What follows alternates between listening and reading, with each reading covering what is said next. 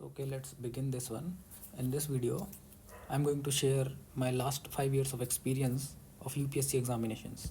So I appeared in few exams, I cleared few prelims, and then I'm in 2024. I'm appearing for IOFS interview and CAPFAC वाला जो interview होता है वो, तो ये दोनों हमने इस साल मेन क्लियर हुआ है, अभी फाइनल सिलेक्शन नहीं हुआ है. तो सीधा स्ट्रेट टू द पॉइंट पे आते हैं. तो जर्नी बिगिन होती है 2019 में, and this is what engineering services examination. ये प्रीलिम्स क्वालिफाई हुआ, मेंस हमने लिखा था. आगे बढ़ते हैं. नेक्स्ट हमने 2020 में फिर से एग्ज़ाम दिया था. So this is engineering services examination, mechanical engineering 2022, and I cleared prelims and I wrote mains, and these are not decent marks, 130 128. इसमें 30 मार्क्स इम्प्रूव होने थे. This score is not that good, but it is a decent score because I didn't join any coaching. तो कोई coaching हमने join नहीं करी है अभी तक. तो I want to share something कि इससे पहले हमारे साथ क्या हुआ है कि ये जो है this guy, he is teaching in, he is my junior, ये हमारा जूनियर है, and he is teaching in Shunya IAS CSET. बीच बीच में ऐसी थोड़ी बहुत stories I am going to tell you, तो keep bearing with it.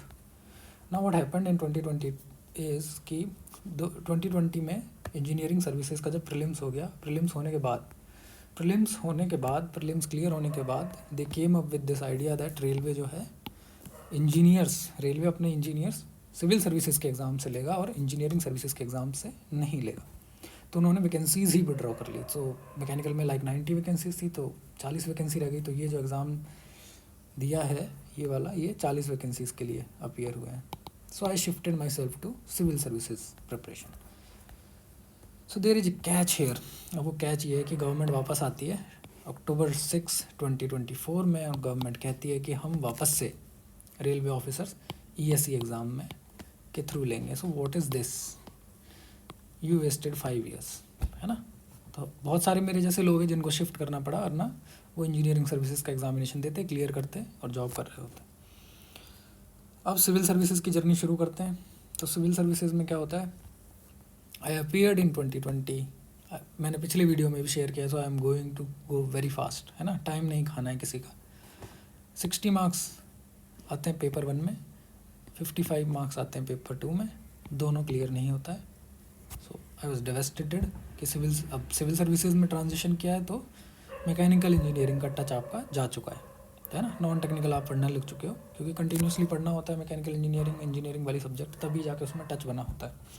No this touch is gone and I didn't clear prelims. But वापस आए, है ना, अपने आप को संभाला, और उसके बाद again I appeared in 2021, and that year I cleared prelims and I wrote mains, है ना. अब देखो, मेंस लिखा and I use to write a lot, आदत थी मेरी. So I use to write a lot, और वो काम आई. अब इस मेंस में let me tell you one thing, COVID-19 2021, ये प्रीलिम्स हुआ है अक्टूबर में, मेंस हुआ है 2022 जैन में. तो इट वाज लाइक 2 month. अब आप बताओ क्या प्रिपेयर करोगे. थोड़ा बहुत मैकेनिकल प्रिपेयर था, तो उसमें टाइम कम देना पड़ा. ऐसे लिख लिया. GS आप 2 महीने में नहीं प्रिपेयर कर सकते, पहले अटैम्प्ट में बहुत टाइम लग जाता है. स्टिल GS 2 में ठीक मार्क्स थे, है ना. ऐसे में बहुत ही अच्छे मार्क्स थे.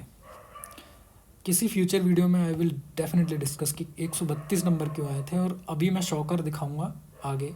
वी विल सी कि why UPSC is unpredictable at every stage, prelims में भी, मेंस में भी, और इंटरव्यू में भी. ठीक है. तो अब हम आगे चलते हैं. Very very poor score in optional, I would say 191. It should be around 260. तो टाइम नहीं मिला, नहीं हुआ. आगे बढ़ते हैं, कोई बात नहीं. नेक्स्ट ईयर वापस से प्रीलिम्स में अपीयर होते हैं. 2022 प्रीलिम्स क्लियर हो जाता है, अच्छे मार्जिन से क्लियर हो जाता है इस बार. ठीक है. तो हमारा मेन और IFS दोनों निकलता है. फिर हम अपीयर होते हैं, और फिर हमको झटका लगता है. Now this is the shocker, it is shocking. अब ऐसे का जब मैं वीडियो बनाऊंगा, तो आप 132 से 79 पे कैसे आते हो वो भी चीज़ें, क्योंकि आजकल फिलोसफिकल ऐसे आते हैं and you don't know what you are writing, है ना। बहुत ही अच्छी प्रिपरेशन होनी चाहिए। The problem is you have to come up with good examples जब आप ऐसे लिख रहे हो। तो अगर आपके एग्जाम्पल्स बहुत ही अच्छे हो गए तो इतने आएंगे, और एग्जाम्पल्स अच्छे नहीं हुए तो आप 90 100, ये तो बहुत ही बेकार है, क्योंकि मेरा कंप्लीट ही नहीं हुआ था। ये कैसे, बिल्कुल I just messed up and I thought कि यार दूसरा लिखते हैं, इसको काट देते हैं, बट टाइम की कमी की वजह से आई डेंट क्रॉस इट।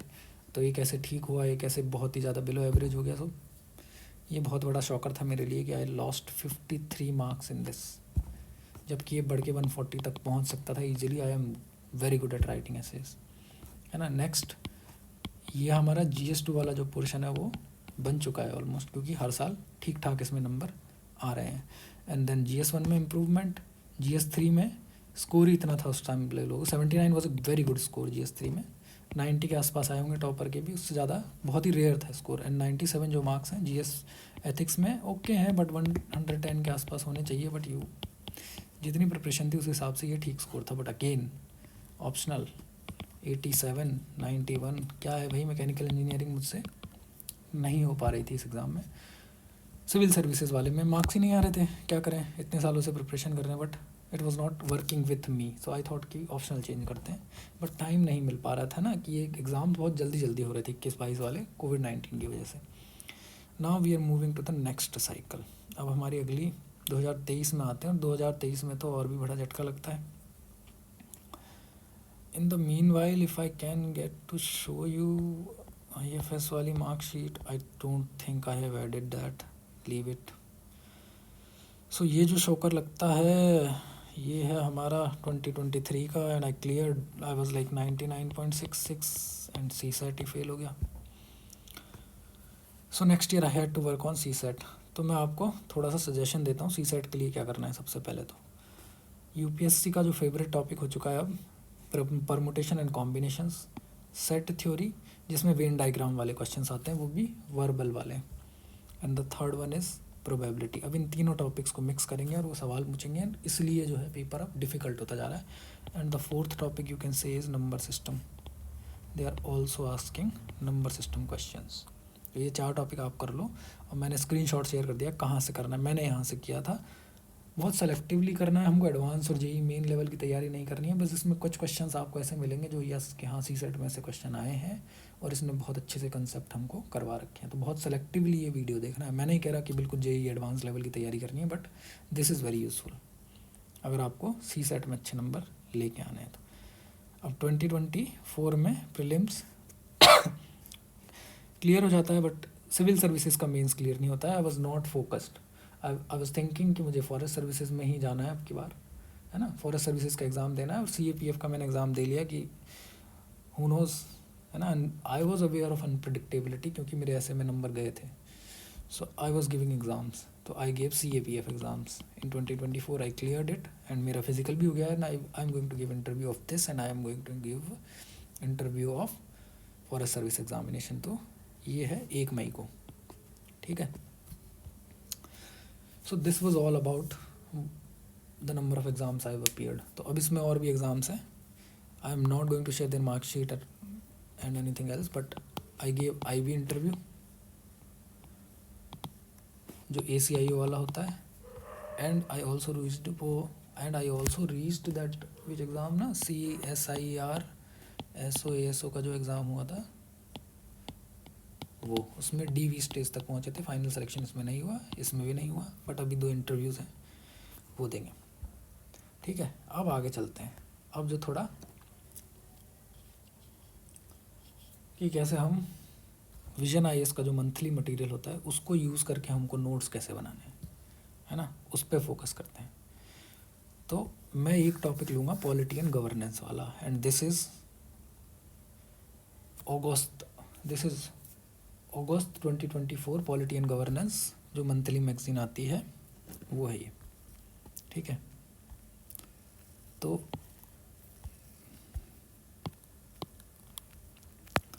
अब हमको नोट्स कैसे बनाने हैं। तो सबसे पहले पॉलिटी एंड गवर्नेंस वाले में आप खोल के देखोगे तो आपको पता लगेगा 2024 वाले में, मतलब I just want to tell you कि आपको नोट्स कैसे बनाने हैं, और उन नोट्स में से प्रीलिम्स स्पेसिफिक मटेरियल कैसे निकालना है, तो जैसे ये सब classification of SC scheduled caste, ये एक जजमेंट आया था सुप्रीम कोर्ट का, उसमें 7 जज की कॉन्स्टिट्यूशनल बेंच बैठी थी, तो ये देख लेना।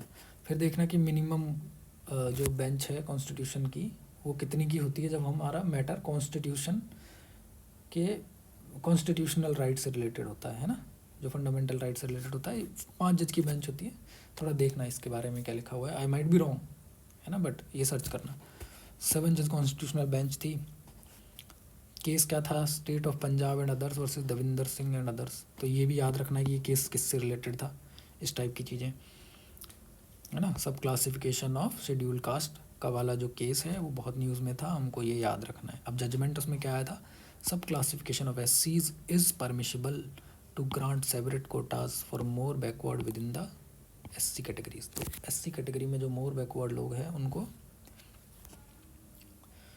तो एक सेपरेट ग्रुप बनना चाहिए, क्रीमी लेयर बननी चाहिए है ना। जिनको पहले से प्रिविलेज मिल गया, जिनको बेनिफिट मिल गया है, उनको बाहर निकालो, और जिनको नहीं मिला है, जो लोएस्ट है, जो मार्जिनलाइज्ड है, उनको मिलना चाहिए। So this was the judgement. अब इससे पहले क्या हुआ था कि 3 जज की बेंच बैठी थी, E V Chinnaiah versus state of Andhra Pradesh, और this judgement was declared in 2005। तो अब इस जजमेंट में क्या होता है, इस जजमेंट में हुआ था कि SC is notified under article 341। तो हमको 341 आर्टिकल याद रखना है कि किससे रिलेटेड है। तो 341 आर्टिकल में क्या हुआ कि एससी जो है होमोजीनियस ग्रुप है, दे कुड नॉट बी सब कैटेगराइज्ड। ये जो है सुप्रीम कोर्ट का उस टाइम का स्टैंस था। नाउ क्या हुआ, सब कैटेगराइजेशन विद इन एससीज इज अलाउड। तो इस जजमेंट में क्या हुआ कि गवर्नमेंट सब कैटेगराइजेशन कर सकती है। तो अगर गवर्नमेंट सब कैटेगराइजेशन करती है तो वो कॉन्स्टिट्यूशनली आर्टिकल 341 का वायलेशन नहीं कर रही है। This is what supreme court is trying to say, right. अब आगे, अब इसमें कौन कौन से आर्टिकल्स इससे रिलेटेड है। तो आर्टिकल 15(4), आर्टिकल 16(1), आर्टिकल 16(4) है ना, सब सेक्शन 4, तो ये इससे रिलेटेड है। तो ऐसे नोट्स बना लो या फिर उसमें हाईलाइट कर लो ये चीज़ें, क्योंकि ये प्रीलिम्स के लिए इम्पॉर्टेंट है। आगे देखो, अब आर्टिकल 341 इंपॉर्टेंट है क्योंकि इसकी बात हुई थी। आर्टिकल 341 का सेकंड सेक्शन इंपॉर्टेंट है। तो आर्टिकल 341 का फर्स्ट सेक्शन क्या कहता है, president to specify caste, races and tribes as एससीज ऑफ एनी अदर स्टेट और ऑफ एनी स्टेट और यूनियन टेरिटरी। तो प्रेसिडेंट जो है, president has the power to specify caste, races and tribes as एससीज of any state or union territory. So this is what article 341(1) says, and then this is what article 341(2) says, है ना। तो ये 341 वाला article हमको याद रखना है, ये उसमें मिलेगा। अब हमको क्या है, प्रीलिम्स के लिए ये चीज़ नहीं देखनी है, ये मेंस के लिए है। कॉमन सेंस से भी आप ये चीज़ें बता दोगे अगर स्टेटमेंट में आता है तो। सो आई वुड सजेस्ट, अगर आपको थोड़ा सा भी 1-2 साल का एक्सपीरियंस है, बिल्कुल ही नए हो तब तो ये चीज़ें पढ़ो। अगर नए नहीं हो और 1-2 साल का एक्सपीरियंस हो चुका है, बार बार ये मैगजीन्स पढ़ चुके हो, तो भाई मत पढ़ो, है ना, जस्ट लीव इट। हमको याद रखना है 341 सेक्शन 1 में क्या था, 341 सेक्शन 2 में क्या था, और जो जजमेंट हुआ था वो 4/7 का जजमेंट हुआ है ना। Exclusion principle to be applied to एससीज एंड एसटीज। अब ये जो ओपिनियन है, this is not the direction to the government to implement the creamy layer. Supreme court ये नहीं कह रहा है कि भाई क्रीमी लेयर इम्प्लीमेंट कर दो, supreme court is just giving suggestions, है ना। अब एक जज बेंच, सुप्रीम कोर्ट की एक बेंच बैठी थी 2022 में, तो that bench ruled that EV Chinnaiah judgement which prohibited sub categorisation of एससीज रिक्वायर्स रिकन्सिडरेशन। तो इस जजमेंट ने कहा कि रिकन्सिडरेशन कर सकते हो, तो सुप्रीम कोर्ट अपने ही जजमेंट को रिकन्सिडरेशन रिव्यू कर सकता है। ये चीज़ भी पता चली हमको इससे, है ना। फिर 2014 में ये केस था Devendra Singh versus state of Punjab वाला, ये चीज़ हुई। अब 7 जज की बेंच का डिसीजन है 4v3, और ये केस का नाम है। केस की टाइमलाइन देख लो, है ना, ये सब उसमें मिलेगा आपको मैगजीन में। तो केस की टाइमलाइन देख लो, उससे रिलेटेड क्या, आप देखो Indira Sahni versus union of India 1992 में जो केस था उसमें 9 जज बेंच बैठी थी, and they ओपाइंड that exclude the creamy layer with in the OBC category. तो ओबीसीज में क्रीमी लेयर और नॉन क्रीमी लेयर होती है, ठीक है। तो ये जजमेंट 1992 का था। तो हमको ये याद रखना है कि ये जजमेंट किससे रिलेटेड था, UPSC is interested in that.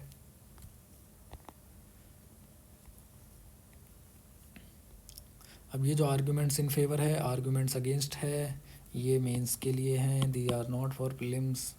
Case याद रखना है, केस किससे रिलेटेड था, कॉन्स्टिट्यूशन में कौन से आर्टिकल्स उससे रिलेटेड हैं, ये चीज़ें प्रीलिम्स के लिए इम्पॉर्टेंट है, ठीक है। कंक्लूजन भी नहीं देखना है। नेक्स्ट आ जाओ, जैसे central sector, this is in, अब उसमें कुछ चीज़ें आपको टर्म मिलेगी एंड यू लाइक कि ये इंपॉर्टेंट है। सेंट्रल सेक्टर स्कीम क्या होती है, implemented and finance directly by central government.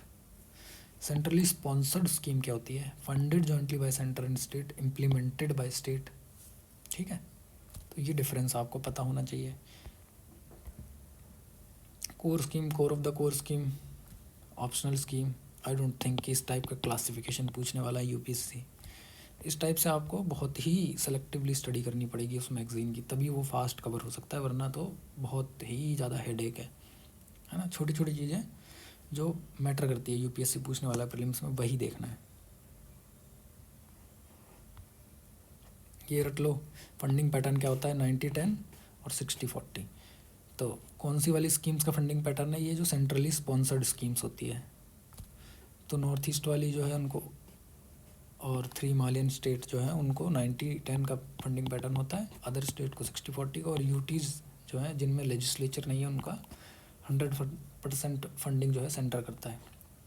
Monitoring कौन करता है, नीति आयोग करती है। Prioritising merit goods and this are not going to be asked in prelims. देखो अब ये जो है 48, 45, 46, 47 है ना, ये अगर न्यूज़ में थे, ये आपको मैगज़ीन में दिखते हैं, तो इन पे ग्लांस मार लो कि ये किससे रिलेटेड थे, ठीक है। ये इश्यूज़ है जो हमको लिखने हैं, ये मेन का मटेरियल है, this is not the material of prelims. Next आगे आ जाओ। अब एक माई गवर्नमेंट जो लॉन्च हुई थी, ये प्रोग्राम था, ये सिटीजन इंगेजमेंट प्लेटफॉर्म था, ये 2014 में लॉन्च हुआ था। तो ये डेट याद होनी चाहिए, स्कीम कौन से ईयर में लॉन्च हुई थी, ठीक है। बाकी ये सब डेटा कोई काम का नहीं है। लाइफ कंपेन, स्टे ऑनलाइन, ये सब नहीं देखना है, ये सब मेंस मटेरियल है। सिटीजन चार्टर की डेफिनेशन देख लो, its exercise is to build bridge between citizen and administration and to streamline administration in tune with the needs of citizen।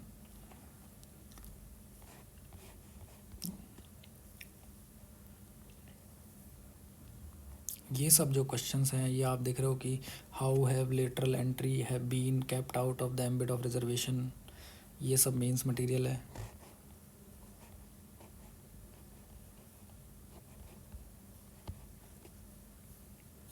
ये सब मेंस मटेरियल है।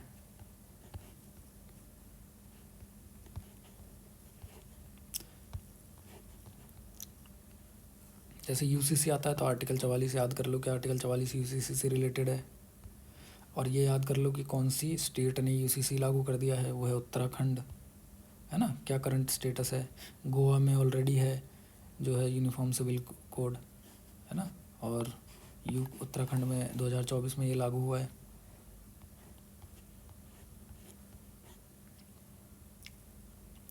अब जब यूसीसी आता है तो आर्टिकल 25 भी उसके साथ ही अटैच हो जाता है ना, रिलीजियस ऑटोनॉमी वाला, ठीक है। तो 25 देख लो, 25 किससे रिलेटेड है। So basically this is how you are going to approach it. तो बहुत ही ऑब्जेक्टिव और प्रीलिम्स स्पेसिफिक जो न्यूज़ होती है ना, उसको हाईलाइट कर लो बस, उसमें ये करना है मैगजीन में। In last video somebody asked me कि सर मैपिंग वाले क्वेश्चंस कैसे करने, तो उनकी क्वेरीज़ को सॉल्व करने के लिए थोड़ा इंटरनेशनल जो करंट अफेयर्स चलते हैं उसमें जो मैपिंग करनी होती है हमको, वो कैसे करते हैं वो मैं एक बार बता देता हूँ। देखो, अंडमान एंड निकोबार, ग्रेट निकोबार, ये तो बहुत न्यूज़ में, क्योंकि ग्रेट निकोबार प्रोजेक्ट अभी लॉन्च हुआ है ना। तो ये किसके क्लोज है, सुमात्रा के क्लोज है। तो इससे रिलेटेड आप मैपिंग का क्वेश्चन एक्सपेक्ट कर सकते हो इस साल, ग्रेट निकोबार प्रोजेक्ट से रिलेटेड, है ना। नेक्स्ट है कि Mediterranean sea is a border of which of the following countries. Favourite question है, कोई सी ले लेंगे उसके बॉर्डर, कोई भी, जैसे मेडिटेरेनियन सी ले लिया, ब्लैक सी ले लिया, है ना, तो उस सी के कौन सी कंट्रीज़ उस सी की बॉर्डर को टच करती है ना, तो कौन सी कंट्रीज़ की बॉर्डर को वो सी टच करता है, तो इस टाइप के क्वेश्चंस पूछते हैं। तो Mediterranean sea is border of which of the following countries. अब इसमें देखो, सीरिया, लेबनान, इराक और जॉर्डन। जॉर्डन नहीं है क्योंकि सीरिया यहाँ पड़ता है, हम मैप में देखते हैं उसके बाद इधर जॉर्डन है, ठीक है, तो जॉर्डन नहीं है, तो ये कैंसिल हो गया, ठीक है। लेबनान है क्योंकि न्यूज़ में लेबनान में एक ब्लास्ट हुआ था, याद है, नाइट्रोजन वाला, तो वो बीच पे ही हुआ था, वो इतना इतना न्यूज़ में चला था, मतलब लेबनान है, मेडिटेरेनियन सी को टच करता है, तो 3 तो है ही। 4 चेक करना है, 4 और 2। अब सीरिया टच करता है, ये क्यों कह रहा हूँ मैं, देखो ये कॉमन सेंस ही हो जाएगा। सीरिया, अब याद करो, सीरिया में एक छोटा सा बच्चा था, उसकी फ़ोटो वायरल हुई थी जब इराक सीरिया का वॉर चल रहा था, फिर उस वॉर में यूरोप में रेफ्यूजीज जा रहे थे, तो वो बीच की फ़ोटोज़ आती थी, तो वो मेडिटेरेनियन सी पे आती थी, यहीं से लोग रेफ्यूजी बन के यूरोप में जा रहे होते थे। सीरिया मेडिटेरेनियन सी की बॉर्डर को टच करता है, ठीक है, तो यहाँ पे सीरिया तो करता है, तो 3 और 4 आंसर हो गया, मतलब इराक नहीं करता है। This is how you need to solve it. तो अगर याद भी नहीं आ रहा ना, तो थोड़ा सा रिकॉल करो कि सीरिया क्यों डाला हुआ है, लेबनान क्यों डाला हुआ है, न्यूज़ में होगा यार, जॉर्डन क्यों डाला हुआ है, इराक क्यों डाला हुआ है, कोई तो रीज़न होगा ना मुझे। अब इन्होंने पूछा कि रिसेंट पास्ट में कौन सी लेक जो है वो सूख रही है, विच इज़ गेटिंग ड्राइड, तो ये है अरल सी, जो हमारे सेंट्रल एशिया में पड़ता है, ब्लैक सी और लेक बैकार, ये दोनों नहीं ड्राई हो रहे हैं, ये ड्राई हो रहा है, ठीक है। ब्लैक सी कहाँ ड्राई होगा, ब्लैक सी की तो इतनी न्यूज़ में आई थी अभी, है ना, वॉर चल रहा है यूक्रेन ईरान का, ब्लैक सी के थ्रू उनके शिप्स जा रहे हैं, ये भी ड्राई नहीं हो रही क्योंकि ये फ्रोज़न है, तो ये ड्राई हो रहा है। अगला देखते हैं, बॉर्डरिंग कंट्रीज़ वाला फिर से क्वेश्चन आ गया। तो बॉर्डरिंग कंट्रीज़ में क्या है, अब इसमें हमको क्या देखना है, at the end of this video में ये भी दिखाऊंगा कि ये सब जो है इनका हमने एक डॉक फाइल बना रखा है मैंने, तो उसमें कुछ स्पेसिफिक रीजन्स है, उनकी कंट्रीज़, उस रीजन का स्क्रीनशॉट लिया, और उस रीजन में कौन कौन सी कंट्रीज़ किसको बॉर्डर कर रही हैं, और वो कंट्रीज़ किस सी को बॉर्डर कर रही हैं, कहाँ पे लोकेट होती हैं, ये सारी इन्फॉर्मेशन स्क्रीनशॉट लेके वहाँ पे ऐसे सिस्टमेटिक वे में हमने कंपाइलेशन बनाया हुआ है डॉक फाइल में। तो अब ये जो एड्रियाटिक सी है, अल्बेनिया को टच करता है कि नहीं करता, ब्लैक सी क्रोएशिया को टच करता है कि नहीं करता, इस टाइप के सवाल वो पूछते हैं, है ना। तो अब हमको सबसे पहले देखना है, क्रोएशिया इस टाइम पे न्यूज़ में था, है ना, सीरिया तो था ही, तो ये सब चीज़ें, ये सब कुछ कंट्रीज इसमें होंगी, कुछ नहीं होंगी, ऑप्शंस में डालने के लिए उन्होंने करा है ये। तो क्रोएशिया जो है ब्लैक सी की साइड नहीं है, क्रोएशिया मेडिटेरेनियन सी की साइड है, तो अगर हम सेकंड वाला ऑप्शन कैंसिल कर देते हैं तो इसका आंसर 3 हो चुका है। कैस्पियन सी का कजाकिस्तान को टच करता है, मेडिटेरेनियन मोरक्को को टच करता है, क्योंकि मोरक्को अफ्रीका की साइड में देखा होगा, है ना, नॉर्थ अफ्रीका में, ठीक है, तो आंसर 1, 3, 4 हो गया। सीरिया जो है रेड सी को टच नहीं करता, मेडिटेरेनियन सी को टच करता है, ये देखेंगे अभी हम मैप में कैसे करेंगे। अफ़गानिस्तान न्यूज़ में है ना, क्योंकि यूएसए ने विड्रॉ किया था अफ़गानिस्तान से, तो जब अफ़गानिस्तान न्यूज़ में था तो पूछा कि अफ़गानिस्तान की कंट्रीज़ कौन कौन सी बॉर्डर पे हैं, तो अजरबैजान नहीं है, आर्मेनिया अजरबैजान का वॉर हुआ था बीच में छोटा सा, है ना, तो वो ईरान के पास है, तो वो अफ़गानिस्तान से टच नहीं करती है, ये भी हम मैप में दिखाएंगे। तो अगर आपने अजरबैजान नहीं टच करती है तो 3, 4, 5 आंसर हो गया सीधा सा, ठीक है। अब देखो, BD is a large refugee settlement in north west Kenya, तो ये सम पीपल वाले तो जनरल स्टेटमेंट है, 2 और 3 तो करेक्ट है, हमको ये देखना था नॉर्थ वेस्टर्न केन्या में है कि नहीं। तो देखो, अब एक युगांडा पड़ता है, केन्या पड़ता है, साउथ सूडान पड़ता है, और जो क्राइसिस चल रहा है वो साउथ सूडान में चल रहा है, तो लोग वहाँ से या तो युगांडा में जाएंगे या केन्या में जाएंगे। तो अब ये जो रेफ्यूजी सेटलमेंट है या तो केन्या में होगा या युगांडा में होगा, तो ये जो है युगांडा में है। अब ये न्यूज़ में चलता है तो हमको ये याद रखना पड़ेगा कि अच्छा वो सेटलमेंट कहाँ पे था, युगांडा में था, केन्या में नहीं था। तो यूपीएससी स्मार्ट, उन्होंने केन्या डाल दिया, तो ये स्टेटमेंट गलत है। तो आपको ये चेक करना होगा कि अरे यार ये केन्या गलत अगर स्टेटमेंट होगा तो यूपीएससी वाला जो पेपर बना रहा है वो यहाँ पे युगांडा भी लिख सकता था ना, तो उसने केन्या लिख दिया, तो ये गलत है। तो इसका आंसर 2 और 3 हो गया। तो इस तरीके से मैपिंग वाले क्वेश्चंस करने की थोड़ा आपको रिकॉल और क्रिटिकल थिंकिंग करनी पड़ेगी कि अच्छा उसने केन्या डाला है तो दूसरा ऑप्शन भी तो डाल सकता था, है ना। अगर मान लो इसमें हम सोचें कि अच्छा उसने रेड सी डाला है, सीरिया डाला हुआ है, सीरिया तो लेकिन मेडिटेरेनियन सी की साइड है, रेड सी की साइड नहीं है, तो 5 का गलत है। इस टाइप से थोड़ा बहुत रिकॉल करना पड़ेगा। So this is how we do mapping वाले क्वेश्चंस। तो ये थोड़ा बड़ा वीडियो हो गया है, जिसने पूरा देखा है प्लीज़ लाइक शेयर सब्सक्राइब, है ना। छोटा वीडियो बनाने की कोशिश करेंगे, बट अब मैं ये इंट्रोडक्शन और मेरी मार्कशीट और ये सब डालना बंद करूँगा। I am not going to upload it. जिसको देखना है, जिसको डाउट है वो देख ले, क्योंकि लास्ट टाइम किसी ने कहा था कि आपने 2023 की नहीं डाली, आपके 100 मार्क्स आए कि नहीं आए, तो देख लो भाई 99.66 मार्क्स थे। CSET नहीं हुआ था वरना मार्क्स अच्छे थे।